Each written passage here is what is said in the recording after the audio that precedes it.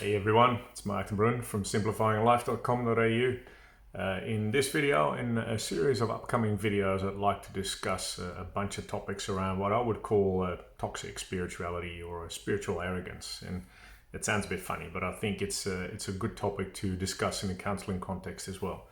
And here's the first one. The whole idea of it's your responsibility, your life is your responsibility, and you're responsible for everything that happens in your life and how you react to it. It's nonsense. And that sounds really weird coming from me. Because the first thing spiritually that I always say to people is that we are actually responsible for our lives and everything that happens to it and in it. And we are absolutely responsible for the responses and the reactions that we take in our lives. So from a spiritual point of view, I totally get it. There's a Buddhist concept, or not even Buddhist, but a mindfulness slash Buddhist slash Western psychological concept called experiential ownership, owning your own experiences. And there's been good books written about him. Extreme Ownership is a good book to read about that topic that pretty much says that we are in charge of ourselves. And spiritually, I agree. I think if I can own my own experiences, if I can own my own reactions, if I can own my own thoughts and not blame anyone, not point fingers or make it anything anyone else's fault or blame any situation on anyone else, that's a good thing. As long as I can keep that by myself and see myself as my little master of my universe, then that is a good thing too. On the other hand, to use that, and that's where my sidestep goes, to use that as an excuse for many people to not be empathetic to other one's plights anymore is like, well, just change it. It's your responsibility or you can do it.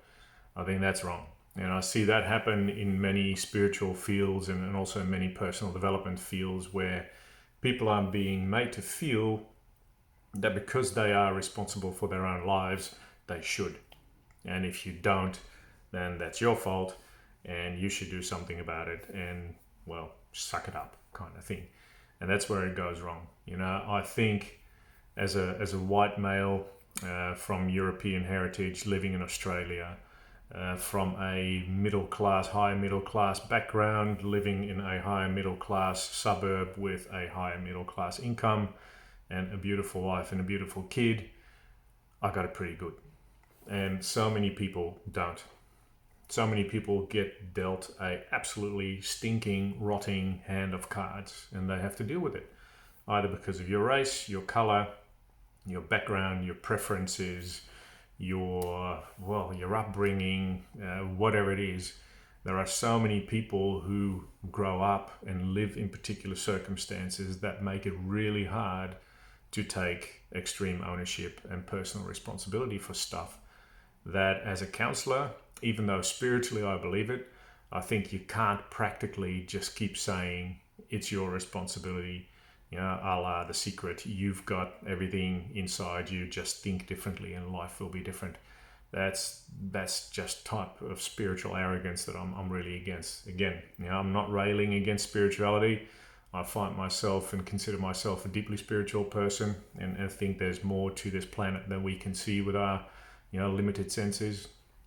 On the other hand, there is loads of room for empathy, and there's also loads of room for acknowledging the fact that some people cannot do anything else but point fingers and blame other circumstances because they just don't know how to do things differently.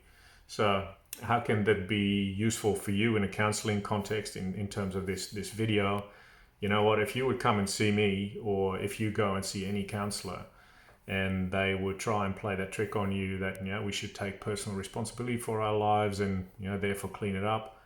If that counselor, if that person doesn't take into account that your circumstances make up part of who you are, that can still change. But the way you were brought up, the circumstances you're currently in, the parents that you had, the environment that you grew up in, if they don't take that into account, I would say run away real quick. And I mean it.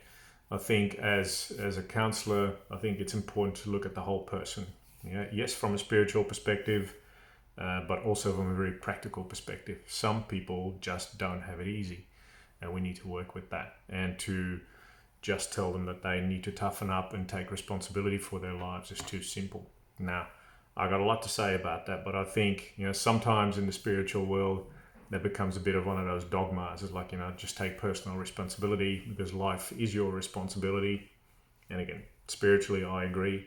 But practically, as a counselor, I think there are more nuances to it. So if you ever feel you want to discuss stuff with me, you're not going to get that treatment, I can promise you. Because I realize that there are practical things that we all need to take care of that are sometimes not as simple to resolve as take responsibility for your own life and do something about it. So if you've got ideas, I'd love to hear those, because this is not like a tip or technique kind of video. It's more let's keep that discussion going. I think there's lots of privilege, definitely white privilege, sitting here right in front of you. I lead a very privileged life. Even though I sometimes complain about it, I feel very privileged having grown up the way I have and being the way I am. And I realize that many people are not like that. So if you want to open up a discussion about that, love to hear your thoughts. You know where to find me: email, Facebook, wherever, LinkedIn, you'll find me. And hope to be discussing this with you. All right, have a good day. See ya.